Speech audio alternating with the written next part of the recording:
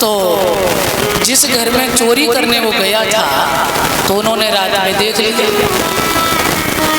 और हुआ ये कि उनकी संयोग बस भगवान की कृपा से 2 पत्नियां थी। बड़ा झगड़ा, बड़ा परेशान बेचारे, बड़ा टेंशन।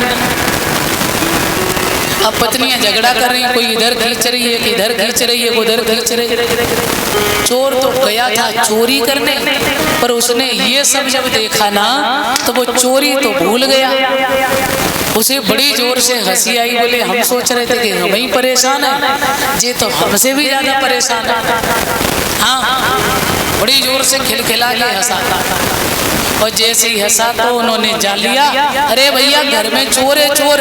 तुरंत फोन किया तो पुलिस आ गई गाड़ी लेकर। और जैसे ही गाड़ी आई भैया चोर को पकड़ लिया, थाने में लेकर गए। तो दरोगा जी ने कहा, क्यों जी ऐसे भले लोगों के घर में चोरी करने जाते हो? क्यों? आज तुमको ऐसा दंड देंगे जो जिंदगी में चोरी करना भूल जाओ। तो चोर ने कही, महाराज एक निवेदन है, क्या? हमें तुम्हारी सब सजा मंजूर है, पर जो सजा इन्हें मिली वो सजा हमको मत देना। बोले मतलब? बोले महाराज 2 पत्नियों वालों झंझट बहुत खराब।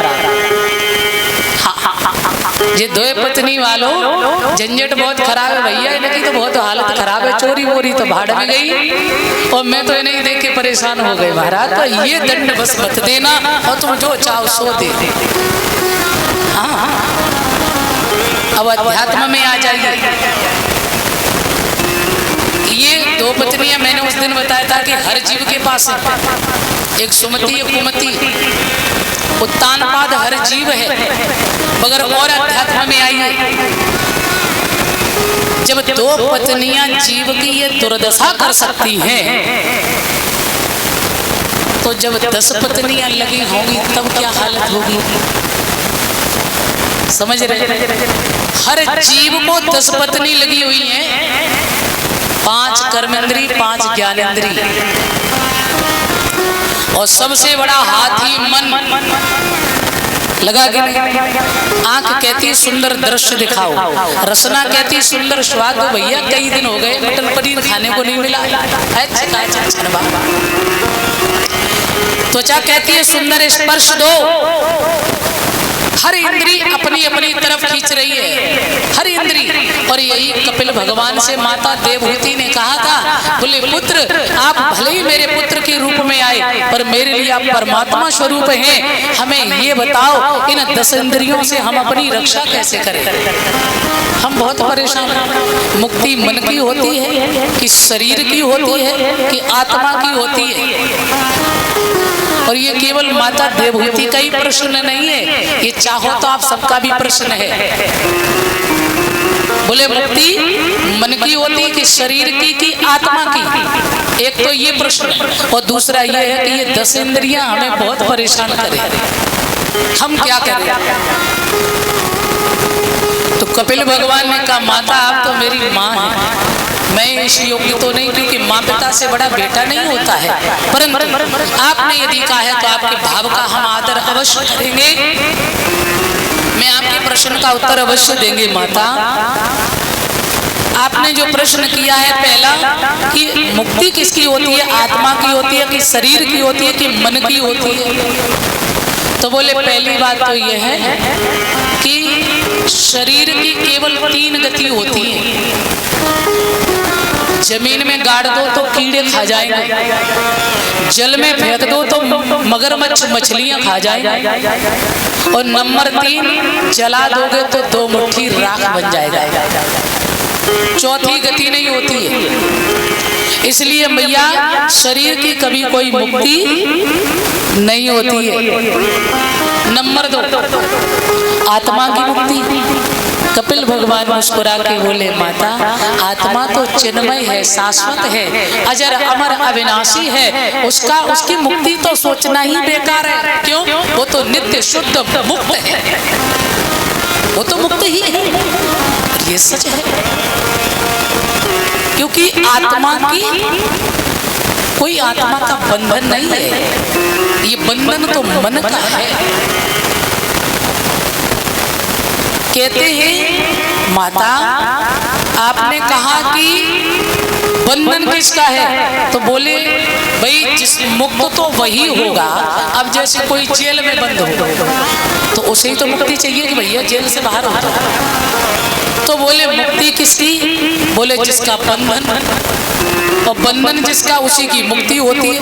अब जो बंधा ही नहीं है तो उसकी मुक्ति कैसी, तो बोले बंधा कौन है, बोले मन। मन एव मनुष्याणां कारणं बंध मोक्षयो बद्धम तु विषयासक्तं मुक्तम निर्विषयं मनः। गौकर्ण जी भी कहते हैं अपने पिता आत्मदेव से, हे पिताश्री ये मन को ठीक करो, मन का ही सब रोग है। मन के हारे हार, मन के जीते जीत, मन ही मिलावे राम सो मन ही करे भजे। तो माता बंधन तो केवल मन का है, इसे कंट्रोल कर लो। जरूरी नहीं कि आप घर छोड़ दो, परिवार त्याग दो, आप जंगल जाओ, ठीक है, क्योंकि जब तक हमारी भक्ति कच्ची होती है ना तभी तक हम लोग जंगल भागते, एकांत ढूंढते हैं। क्यों, क्योंकि ये मन बहुत तेज है।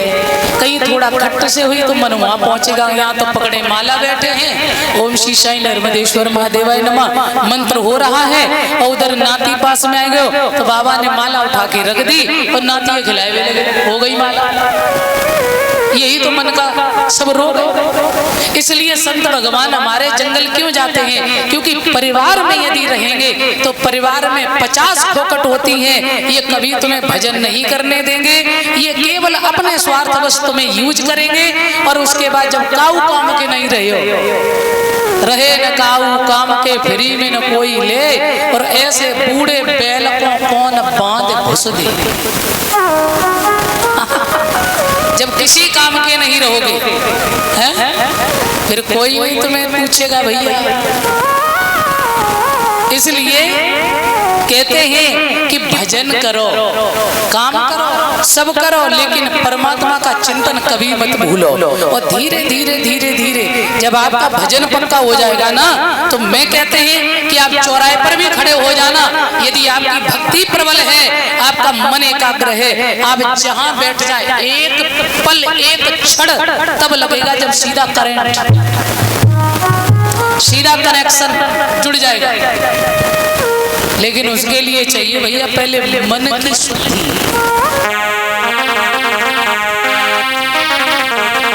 बताया है